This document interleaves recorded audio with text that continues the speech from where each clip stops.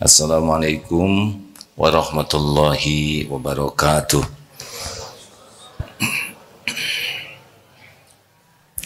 Alhamdulillahi rabbil alamin alladzi khalaqal mauta wal hayata liyabluwakum ayyukum ahsanu amala wa huwal azizul ghafur. Allahumma salli wa sallim wa barik ala sayyidina Muhammad wa ala alihi wa ashabihi ajma'in. Ya Allah, Allahumma inna nas'aluka ilman nafi'an wa rizqan thayyiban wa amalan mutaqabbalan. Ya arhamar rahimin, Allahumma inna nas'aluka al-huda wa tuqa wal afafa wal kina. Allahumma ati nufusana taqwaha wa zakiha anta khairu man zakaha anta waliyuha wa maulaha. Ya arhamar rahimin, irhamna ya dzal jalali wal ikram. Taqabbal minna ya arhamar rahimin, innaka antas samiul alim. Amin ya rabbal alamin. Alhamdulillah. Hadirin sekalian, hidup ini harus jelas. Satu, yang harus yakin ini hidup hanya mampir. Bukan di sini tempat tinggal kita yang sesungguhnya. Hidup di dunia hanya mampir. Tidak perlu habis-habisan untuk memperbagus tempat kita mampir. Justru di dunia untuk bisa berbekal pulang. Nenek moyang kita, Nabi Adam dan Siti Hawa, aslinya penduduk surga. Hanya episodenya mampir ke dunia dan lahirlah kita. Dunia ini sepenuhnya adalah ujian. Kullu nafsin dha'iqatul maut wala nabluukum bisyarri wal khairi fitnah wa ilaina turja'un. Al-Anbiya 35. Setiap yang bernyawa merasakan maut, dan kami benar-benar menguji dengan keburukan dan kebaikan sebagai fitnah cobaan. Dan kepada kamilah kalian kembali. Jadi harus tahu bahwa hidup ini sepenuhnya ujian. Kalau gajian sebulan sekali. Kalau ujian bukan setiap hari, setiap saat. Dicaci ujian, dipuji juga ujian. Semuanya ujian. Susah ujian, mudah ujian, sakit ujian, sehat juga ujian. Semuanya ujian. Orang yang tidak menyadari segalanya ujian, dia tidak akan sibuk menyikapi ujian ini dengan jawaban yang benar. Banyak yang menyangka ketika dipuji itu nikmat. Salah. Dipuji itu ujian. Nikmat itu kalau lulus ujian. Banyak yang menganggap untung, bisnis untung, gaji naik, penghasilan besar, itu nikmat. Salah. Nikmat itu kalau lulus. Naik jabatan itu bukan tanda kesuksesan, tanda meningkatnya ujian. Jadi jangan salah, masuk ke ruangan ujian belum tentu lulus. Yang sukses itu yang lulus ujian. Masa baru mengerjakan soal sudah merasa lulus? 3, kita pasti mati. Ini sudah pasti. Tidak boleh tidak kita memikirkan sesuatu yang pasti. Hidup ini pasti berakhir. Dan kita belum tentu panjang umur. Tidak ada jaminan nanti sore masih hidup. Tidak ada jaminan kita nanti duhur, sholat duhur. Berapa banyak yang pagi ini hidup dan duhur nanti sudah tidak bisa lagi sholat. Berapa banyak? Karena setiap waktu ada saja penjemputan dari malaikat maut. Tidak usah tua menjadi mati itu. Kullun nafsin walikulli ummatin ajal. Fa idza jaa ajaluhum la yastakhiruna sa'atan wala yastaqdimun. Al-A'raf 34. Kalau saatnya tiba, tidak bisa dimundurkan, tidak bisa diakhirkan, tidak bisa dimajukan, walaupun sekejap. Jadi kita meninggal pada waktu yang tepat. Kita meninggal bukan karena apa-apa, karena waktunya habis. Dijemput oleh malaikat maut pada waktu yang ditetapkan, di tempat yang sudah ditentukan, dengan cara yang dikehendaki Allah. Hati-hati hadirin. Kita punya rencana hari ini boleh, tapi belum tentu hidup. Bukan setiap hari yang meninggal tuh hadirin, bukan setiap hari, setiap saat ada waktunya. Ini jam segini yang meninggal sudah ada nih, setiap menit, karena dari 7 miliar manusia, sebagian harus mati pada waktu detik yang sama. Nanti jam 6 ada yang dicabut, 6:01, 6, begitu saja. Dan kita tidak tahu kapan kita akan mati. Oleh karena itu orang yang akyas, orang yang cerdas adalah aktsarukum lil mauti dzikra, adalah orang yang paling banyak mengingat kematian, wa ahsanuhum, dan yang paling baik mempersiapkan diri untuk kehidupan sesudah mati. Jadi maaf adik-adik, para santri, walaupun nilainya A semua, walaupun bintang kelas, walaupun S1, S2 cum laude, S3 cum laude, tapi jarang ingat mati, berarti belum cerdas. Siapa yang tiap hari ingat mati, itu ciri orang cerdas. Karena setiap waktu kita sangat berpeluang mati. 1001 jalan menuju kematian. Di masjid ini yang meninggal ada. Dulu ada. Beberapa waktu yang lalu ibu-ibu di sana sholat subuh meninggal. Di tangga keluar dari masjid ada yang meninggal, ada. Ada waktu selesai manasik, turun di tangga, duduk di sana, dan meninggal. Tidak harus di rumah sakit. Ada yang pergi ke kantor dan tidak ketemu lagi, karena di jalan sudah dijemput malaikat maut. Ada yang pergi ke sekolah dan tidak jumpa lagi. Santri kita yang muda-muda, Masya Allah, ada juga yang sudah meninggal, subhanallah. Adik AA usia 25 tahun duluan, cucu usia 2 bulan. Jadi hati-hatilah ya, ini kepastian. Maka orang yang cerdas selalu siap untuk menghadapi kematian. Nah, apalagi yang harus kita pahami dalam hidup ini? Al-Isra ayat 7. In ahsantum li anfusikum wa in asatum falaha. Jika kamu berbuat baik, kebaikan itu untuk dirimu sendiri. Jika kamu berbuat buruk, keburukan itu untuk dirimu sendiri.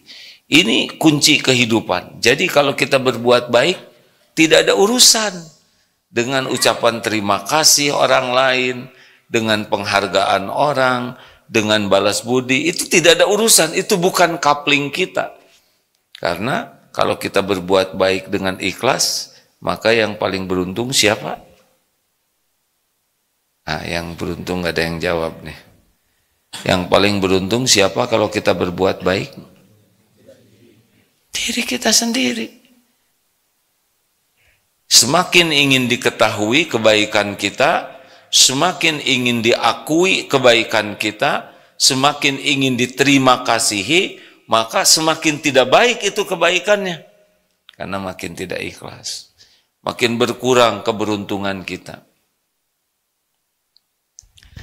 Sekali lagi ya, kalau kita berbuat baik, semakin ingin diketahui kita orang baik, semakin ingin diakui kita ini berbuat baik, semakin ingin orang berterima kasih kepada kita, semakin ingin orang itu balas budi, maka kebaikan kita tuh menjadi sangat turun kualitasnya dan sangat sedikit balasannya. Karena kita lebih mengharapkan makhluk daripada ingin diterima oleh Allah. Sebetulnya sudah, berbuat baik sudah selesai. Orang mau tahu, mau tidak tahu, mau terima kasih atau tidak, balas budi atau tidak, itu bukan wilayah kita sama sekali. Itu wilayah beliau dengan Allah. Wilayah kita adalah berbuat baik agar diterima Allah. Selesai, itu pasti balik. Hal jazaul ihsan illal ihsan. Tidak ada balasan bagi kebaikan kecuali kebaikan. Surat Ar-Rahman ayat 60. Jadi kalau kita berbuat buruk, siapa yang paling rugi? Jadi sebetulnya siapa sih yang mencelakakan kita dalam hidup ini? Siapa yang makhluk paling berbahaya untuk diri kita? Siapa? Ini. Kalau sudah bisa begini mantap sekali. Jadi yang membuat kita celaka siapa? Zalamtu nafsi. Jadi setiap kali kita berbuat maksiat, kita sedang mempersiapkan celaka, mempersiapkan musibah, mempersiapkan kesengsaraan, kerugian bagi diri kita sendiri. Kalau keyakinannya sudah seperti ini, dia tidak akan sembarang berbuat maksiat. Buka HP, lihat maksiat di sini, itu demi Allah, pasti disaksikan Allah, pasti ada balasannya. Dicabut nikmat sholat, dicabut tahajudnya, dicabut kemampuan paham. Setiap maksiat itu balik ke kita. Maka orang-orang yang kurang paham ayat ini, dia nganggap enteng maksiat. Pada setiap maksiat itu pasti tidak membuat bahagia, karena Allah tidak memberikan bahagia pada dosa. Hanya ilusi saja, sepertinya akan bahagia, hasilnya menderita. Dan setiap maksiat itu pasti balik ke kita. Wa may ya'mal mithqala dzarratin khairan yarah wa may ya'mal mithqala dzarratin syarran yarah. Tidak meleset. Tidak meleset. Sekali kita nyakitin orang, tunggulah. Mesti ada balasannya. Tapi ada itu yang zalim. Dia tidak dibalas oleh Allah, malah uangnya banyak, karirnya melejit. Itu kan istijraj. Ditambah saja oleh Allah uangnya supaya dia makin ribet. Dibesarkan aja oleh Allah bisnisnya supaya makin sibuk. Terus dia tidak menikmati apa-apa selain 3 hal. 1, kecemasan yang tidak ada ujungnya. 2, kekecewaan, kesedihan yang tiada akhirnya. Dan keletihan terus-menerus. Cemas, kecewa, sedih, dan letih. Khas sekali ya. Para pecinta dunia itu khas. Bagi orang yang paham dan yakin kepada Allah, ada Allah. Tidak ada yang ribet dalam hidup ini. Terus? Maksudnya terus kan? Jadi ibu-ibu, obrolan tetangga atau obrolan diri sendiri ibu yang membuat ibu menderita? Cerdas sekali. Setiap kali ibu-ibu bicara jelek tentang orang lain, yang akan rugi siapa? Mantap. Yang membuat ibu menderita kelakuan suami atau kelakuan diri sendiri, Bu? Suami sendiri, ya pakai tetap suami, ya. Terserah ibu ya, saya tidak mau berdebat. Jadi kalau kita sudah sampai pada kesadaran setiap maksiat akan jadi musibah bagi diri, itu sudah beda. Nah, ada lagi satu kepastian dalam hidup ini, inna syaitana lakum aduun. Ada setan. Setan ini selalu memang sudah diciptakan oleh Allah jadi musuh kita, dan dia selalu berbisik. Ini yang akan disampaikan dalam kesempatan ini. Setan itu minal jinnati wan nas. Jin rajanya itu yang buruk itu namanya iblis. Ketika diciptakan Nabi Adam, dia tidak mau sujud. Aba wastakbaro, dia enggan dan dia menyombongkan dirinya. Dua nih penyakit iblis, enggan dan kenapa? Sumbernya satu, sumbernya adalah ujub, ana khairu minhu. Jadi iblis merasa saya lebih baik dari Adam, saya diciptakan dari api, Adam dari tanah. Dari ujub timbullah pembangkangan dan kesombongan. Aba wastakbaru. Karena membangkang maka dilaknat oleh Allah, tapi dia diberi umur panjang untuk menipu kita, dibolehkan menipu kita sebagai ujian. Antara setan, dia bisa melihat kita, kita tidak lihat dia. Dia fokus nipu kita, kita banyak kerjaan, bahkan tidak sadar kita sedang ditipu dia. Ini berat ini, karena kita banyak urusan. Ceritanya gitulah, sibuk katanya. Padahal urusan kita satu saja.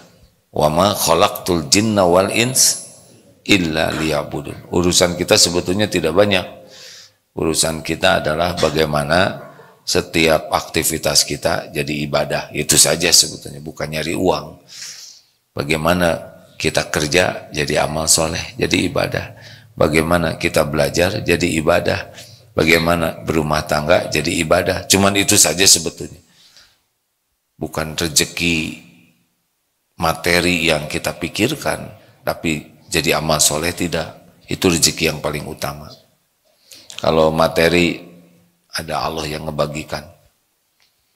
Itu urusan Allah yang mengatur kapan, berapa jumlahnya, lapang, disempitkan, diadakan, diambil. Monggo, itu mah urusan pencipta kita, ya. Urusan kita bagaimana bekerja, bisnis, jadi amal soleh atau tidak. Kita kan mati tidak bawa uang. Benar? Mati bawa apa? Kain kafan. Ya.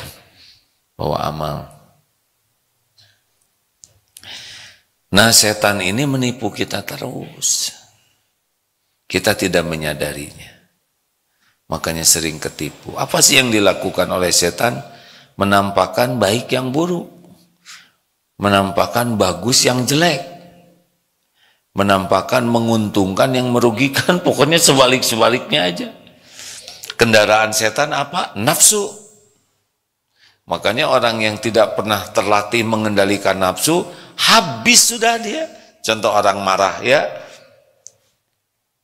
terus sesuai pembisik, kurang ajar, monyet,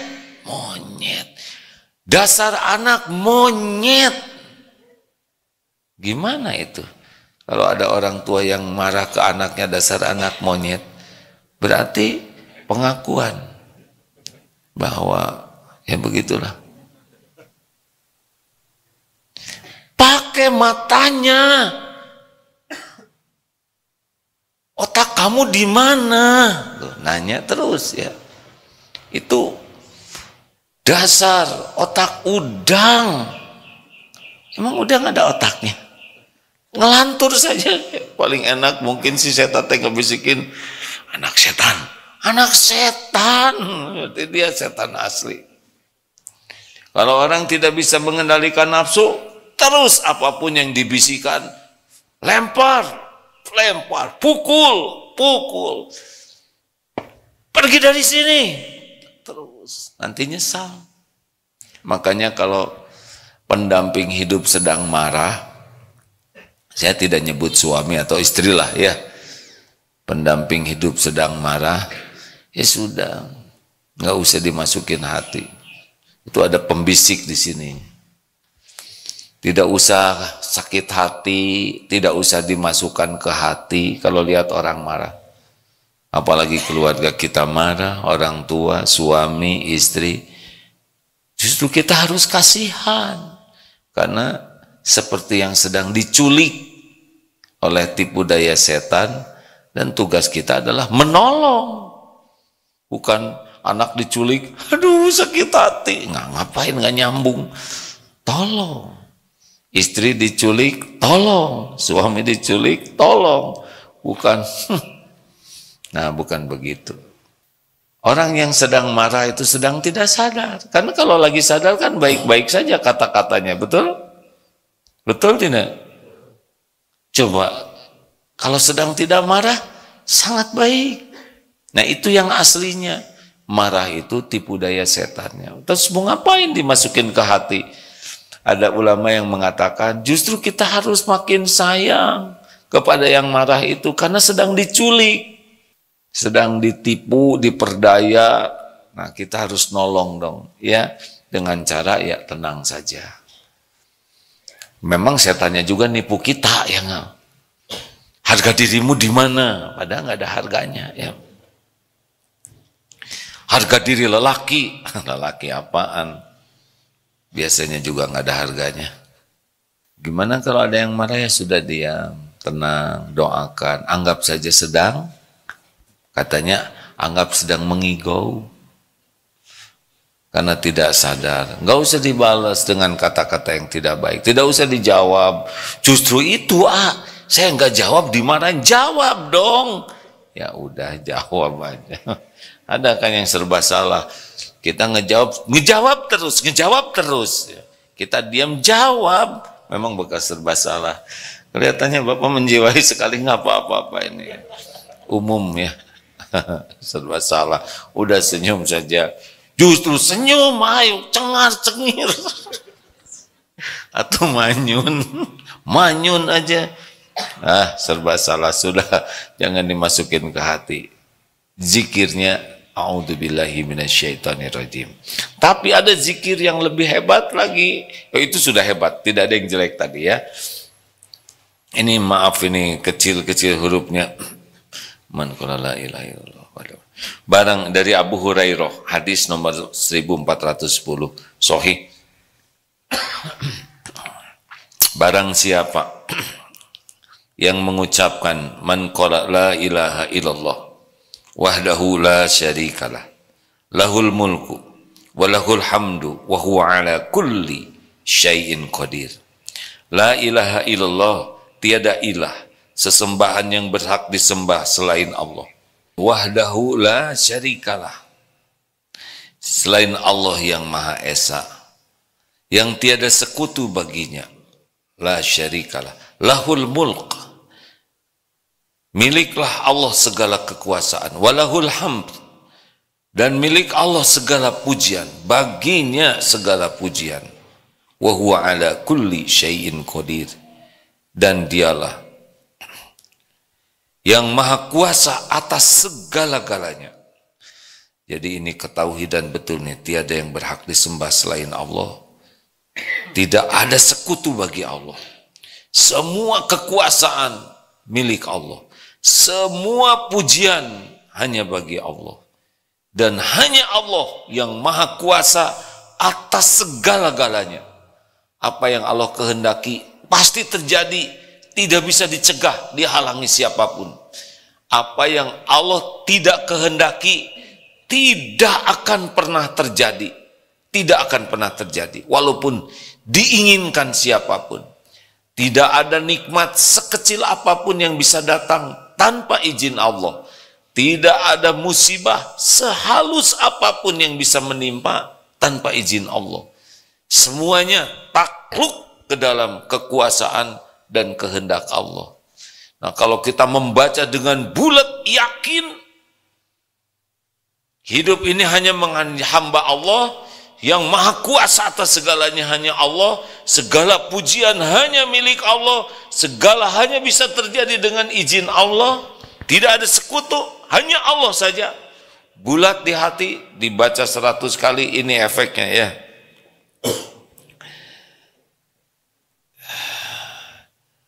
Dibaca sehari 100 kali, maka sama pahalanya dengan membebaskan 10 hamba sahaya. Ini di zaman dulu luar biasa bernilainya. Dituliskan untuknya 100 kebaikan, serta dihapus dari dirinya 100 kejelekan, dosa. Zikir itu penjaga dirinya dari gangguan setan. Nah, ini nanti kita sampaikan.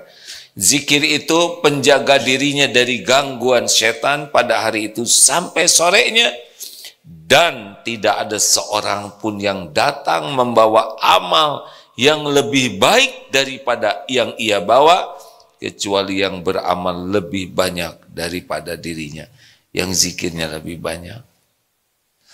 Ini ada kejadian nyata, ada seorang ulama yang sedang meruqyah orang yang kemasukan jin. Jin ini susah sekali. Sesudah mau dibacakan Quran, ayo kamu keluar. Tidak mau. Nanti saya bacakan Quran, kau akan terbakar. Baik, saya akan keluar. Tapi saya akan masuk ke tubuhmu, kata jin ini. Tidak nunjuk-nunjuk begini, dan nggak kelihatan, ya nggak? Lalu kata ulama itu, ya masuklah. Yang penting kau keluar dari sana. Tidak berapa lama kemudian nangis. Jin ini, kenapa kamu nangis? Saya tidak bisa masuk kepadamu. Tidak bisa masuk kepadanya. Kenapa kamu tidak bisa masuk ke tubuhku? Karena engkau sudah membaca la ilaha illallah wahdahu la syarikalah lahul mulku wa lahul hamdu wa huwa ala kulli syai'in qadir. Lalu kata ustadz ini, benarlah sabda Rasulullah SAW. Jadi beliau menjadi yakin, barang siapa yang ingin lebih terjaga dari tipu daya setan, zikirlah ini. Ini sahih. Kita memang ingin pahala, tapi pahala kita nggak pernah kita dapatkan karena kita tertipu daya setan. Dan pahala yang ada juga hangus gara-gara ria, karena tertipu setan.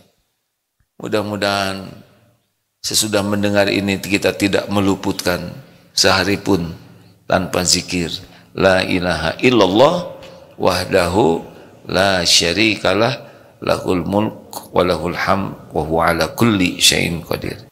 Jadi kalau kita sedang jengkel bagaimana? Jadi yang ditipu bukan hanya yang marah, kita juga sama, balas. Semua apa membalas? Tidak usah dibalas, tenang saja.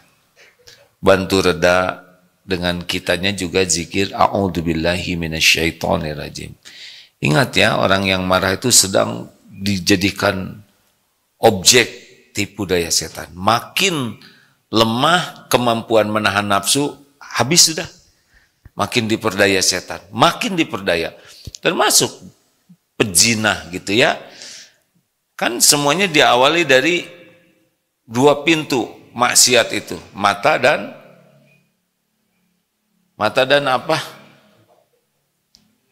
Ya benar, mata dan telinga. Makin tidak bisa jaga mata, tidak bisa jaga pendengaran, makin lemah, mudah tergelincir. Makanya orang-orang yang jelalatan matanya terus sering melihat yang tidak halal untuk dilihat, sudah lemah dia, ditipu terus oleh setan. Wah, ini bagus, ini keren. Terus, akhirnya maksiatnya makin dalam, makin. Dan apa efeknya orang maksiat? Makin berbuat maksiat, dia makin enggan taat. Saya mohon maaf ya, ini bukan untuk suudzon. Ahli maksiat itu berat untuk tahajud. Ada yang memang tidak tahajud karena uzur tertentu. Tetapi orang yang banyak melakukan kesia-siaan dan kemaksiatan, itu mesti akan terhalang dari amal-amal yang dicintai oleh Allah. Kalau kita sering berbuat maksiat, makin berat tahajud itu. Padahal tahajud itu saat Allah menjamu hambanya. Spesial hotline. Tahu hotline? Garis panas. Spesial, even Allah menjamu. Yang dijamu saat tahajud, yang tahajudnya nikmat, bukan terpaksa, bukan untuk ria, itu adalah orang yang paling berusaha keras menjaga dirinya. Kalau siangnya banyak maksiat, banyak sia-sia, malam berat tahajud. Amal-amal soleh, kalau ikhlas, dia akan beranak amal soleh lainnya. Maksiat, kalau tidak segera tobat, dia akan mudah berbuat maksiat lainnya. Jadi setiap kali melakukan dosa, hati gelisah, takut diketahui orang, ibadah jadi susah, malas untuk dengar ilmu. Ahli maksiat tidak mau dengar kajian, dia tidak mau. Majelis ilmu dia tidak datang. Kalaupun dia dengar di medsos, dia akan sibuk dengan yang lain supaya tidak dengar. Tahu kenapa? Karena bisikan setan yang paling utama adalah menghalangi orang paham agama. Ya, karena kalau sudah paham, tahu caranya mengalahkan setan, betul tidak? Ini setan sebel banget nih sekarang ceramah ini. Si AA ngaco loh katanya. Mungkin ya. Pakai ngebocorin. Kalau kita maksiat demi maksiat, nanti dari kecil jadi sedang, jadi besar, akhirnya tidak merasa lagi maksiat itu sebagai maksiat. Bahkan ada yang bangga dengan maksiat. Ini sudah tertutup hatinya. Jadi caranya bagaimana? Terus dari sekarang berlindung kepada Allah dari tipu daya setan. Supaya setan membisiki apapun, Allah sudah memberikan benteng kepada kita.